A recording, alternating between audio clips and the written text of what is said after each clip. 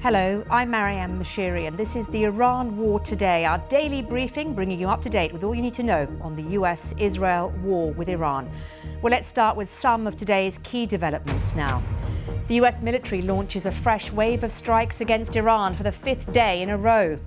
President Trump has warned power plants and bridges could be hit if Tehran doesn't accept a deal. Iran says it could intensify its attacks to include other oil and gas exporting routes. With this escalation, what are the prospects for re-establishing peace negotiations?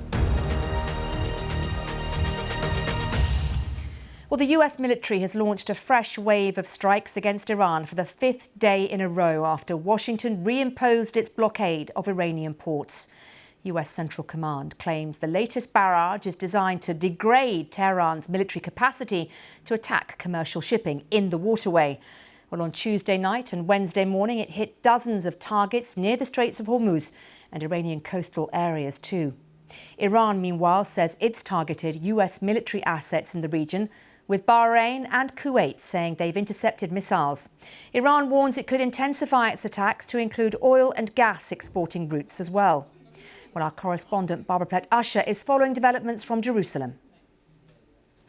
This isn't really a return to war, at least not like it was before. I've seen some describe it as sparring, although it might be a little bit more than that by now. It is a battle over control of the Strait of Hormuz, not over the country, but it is escalating. The ceasefire deal was meant to set the stage for negotiations to end the war. Iran was supposed to open the strait to shipping. The US was supposed to lift its naval blockade on Iran, amongst other things. And the deal did talk about some kind of role for Iran to oversee shipping, although it was vague, but Iranians said that meant that they could keep control of the strait. The Americans said absolutely not, that wasn't the case, and they have been intensifying their strikes against Iran over the past week. And in fact, today, Wednesday, for the first time, they carried out a round of strikes during the day rather than overnight, which has been the case before. The Iranians say that the strait will remain closed until the bombing stops. They again targeted U.S. facilities in regional countries such as Bahrain and Kuwait and Jordan.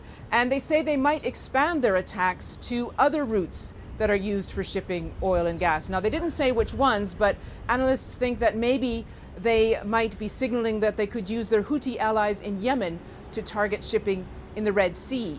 President Trump has also threatened to widen strikes next week against Iran if they don't come back to the negotiating table. He said he would order hits on civilian infrastructure such as power plants and bridges, which could be a war crime. So far, he hasn't made the decision to resume all-out war, but he hasn't found a way to stop it either. Well, meanwhile, President Trump has again threatened to order attacks on Iran's bridges and power plants next week if Iran leaders don't return to the negotiating table. The Geneva Conventions on Humanitarian Conduct in War does prohibit attacks on sites that are considered to be essential for civilians. So attacks on civilian infrastructure could be considered potential war crimes. Let's have a listen to Mr. Trump speaking to Fox News. Next week it gets really bad for them because next week comes the power plants. Next week comes the bridges. We're going to knock out all their power plants. We're going to knock out all their bridges unless they get to the table and negotiate. What message was delivered? You better make a deal. You're not going to have anybody left. We're being very careful with the civilian population, as you know, but I said, you better make a deal. You're not going to have anything left. And you think they will? They should. I don't know if they will or not. Well, let's speak to our chief North America correspondent, Gary O'Donoghue. And Gary, the rhetoric from President Trump has escalated in terms of his threats to strike civilian infrastructure. But do we know what the US's next step is likely to be? Well, I think they're hoping that this kind of rhetorical pressure will bring Iran back to the table, will stop them attacking ships in the Strait, and we'll try and get things back on track. There's no sign of that. And of course, that big trump card, if you like, that Iran holds in terms of Hormuz is a massive headache for the president because he thought he had control of it. They've proved still, after all this punishment they've taken militarily, that they can disrupt traffic. And what we've seen is oil prices going up again, and the the sort of flow of ships through there coming to a real trickle. So this is a massive headache for the president. And to date, that kind of bellicosity, that kind of warlike threats hasn't really had an impact on Iran and stopped them or brought them in, if you like, to see it his way. I mean, they are threats for now, but do you think there's any chance he'd go through with any of these? I think so. I mean, they've hit bridges before. I mean, they have to be very careful, as you were saying, in terms of, international law, although the president says he doesn't need international law previously. But there would be an international outcry if they started targeting civilian infrastructure per se. I think what they try and argue is that it was connected to military capabilities, because, there is a genuine problem for the US if it starts ordering its military, its air force, its navy to do things that are illegal under international law. If you serve in the US military, you're not allowed to obey illegal orders. So there would be some gymnastics done that would have to be done in order to do that and justify it in a different way. Okay, Gary, thank you. With me here in the studio is BBC Persian Siavash Ardalan. Siavash, what has the Iranian reaction been to this latest US blockade? Last night, the spokesman of Iran's foreign ministry had said, we will not negotiate with the U.S. under such conditions of duress, and said if the U.S. thinks that by using brute force we will open the Strait of Hormuz, they are mistaken. So a very strong message of defiance by Iran, and of course the communique that was issued by Iran's Revolutionary Guards in reaction to the resumption of the blockade against Iran, saying that if we can't export our goods to the international community, then none of U.S. allies can do the same, which probably means getting the Houthis to close the Strait of Bab el Mandab, putting more pressure on global economy, and maybe even targeting ships in the Indian Ocean. Has there been a reaction to those threats that we heard from President Trump and that Gary was talking about hitting roads, bridges, civilian infrastructure? Well, because it's not the first time that he's making these threats, it's not like Iranians will each time respond to every single comment that he makes. But I don't think it's going to make Iranians back down. They're already feeling the pain through this relentless U.S. attacks that is centered in the southern parts of Iran, affecting coastal communities, civilians. The President Trump may be saying that we will hit bridges and power plants, but already a lot of civilian infrastructure is being hit. More than 30 civilians have been killed. So people in those communities, their lives have been devastated. A lot of the fishermen boats have been ruined. Ports have been hit. Already they're feeling like civilian infrastructure is impacted. So I don't think President Trump's words is going to affect the calculus. Is it easier to get through to Iranians now within Iran and to talk to them and get, the kind of feel of what's happening there compared to before?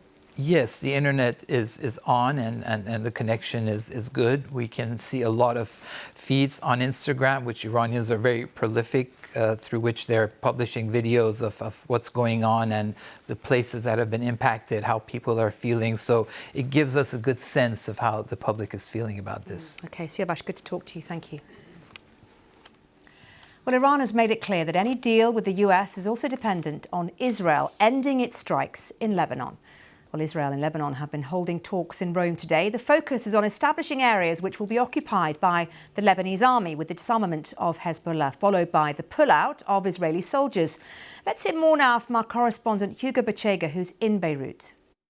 The talks in Rome were focused on the implementation of the framework agreement that was reached by Lebanon and Israel last month, and in particular the implementation of the so-called pilot zones. These are villages where there will be the disarmament of Hezbollah, the pullout of Israeli troops, and the deployment of the Lebanese military. But there has been no timeline, no dates announced for that to happen, and this has been the source of some frustration, some discontent here in Lebanon, with Lebanese officials saying that Israel has been delaying the implementation of those pilot zones. And this is seen as a crucial first step for the possible withdrawal of Israeli troops from that strip of land that is now under occupation in southern Lebanon.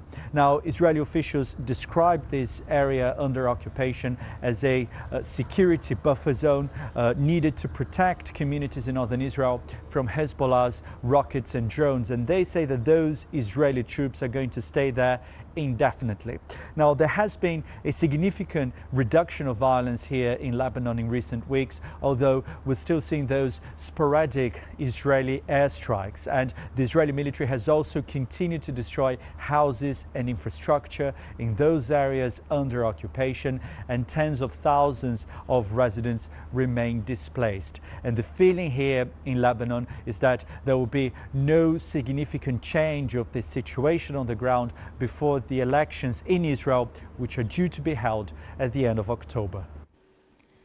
Well, as the fragile truce between the US and Iran seems to be tipping back into war, what now for the peace process? Well, there's still hope that international mediators may bring the countries back to the negotiating table. But the biggest fault line is, of course, the status of that strategic Strait of Hormuz and how it's controlled. Is it possible to break the deadlock? Well, with me now is our chief international correspondent, Lise Doucette. And as reality of this renewal of this US blockade sets in Iran, where do you think we stand now? Well, Iran stands on a big, bright red line. And as you've seen, in much to President Trump's growing frustration, anger and disbelief, neither his significant military or economic pressure, we just heard about that from Siavash, is breaking Iran's spirit, in the sense of that for Iran's new leaders who emerged from this war feeling stronger, control over the strategic waterway, the Strait of Hormuz, is an absolute red line. They are not going to relinquish it. They have been saying that for months. And the problem is now that they see in the wording of this very vague, extraordinarily vague memorandum of understanding, so-called, from last month, that gives them in clause 5, Iran has to come up with some, using the best of its assets, arrangements for the free flow of traffic. And for Iran, that says, yes, we have sway over this strait. They are not going to give up this. And President Trump now has very few options. He can return to all-out war, which he's threatening to do, but he knows this is not going to work. Or he can do as he's done in the past. This has always been his off-ramp, which is that he says, Iran has been sending me messages. They're desperate to talk. What it is that mostly the Qataris, it has to be said, but also the Pakistanis are on the phone saying, let's find a way out. Because Iran's neighbors are suffering most of all. So they could try to find an exit ramp over how the strait is going to be managed. But it has to mean, this exit ramp, that both sides save face, right? That's the key for both sides. Neither side wants to back down, but neither side wants this return to all-out war. President Trump knows the midterms are approaching. Petrol prices are rising again. All of the polls tell him this is very unpopular. He promised a war that would take only 4 to 6 weeks. It's now in its 20th week, and Iran doesn't want, for all of its bravado, it has suffered significant military and economic losses. I was staggered, Marion, in recent trips to Iran, just how much people are suffering. 80% inflation, millions of job losses, but neither one will want to be seen. Both of them think that the other will blink first. And what we've seen in the past is it's usually President Trump. Okay, Lise, thank you very much. Whether you're joining us on YouTube, TikTok, Sounds, radio or TV, thanks for your time. That's all from the Iran War Today.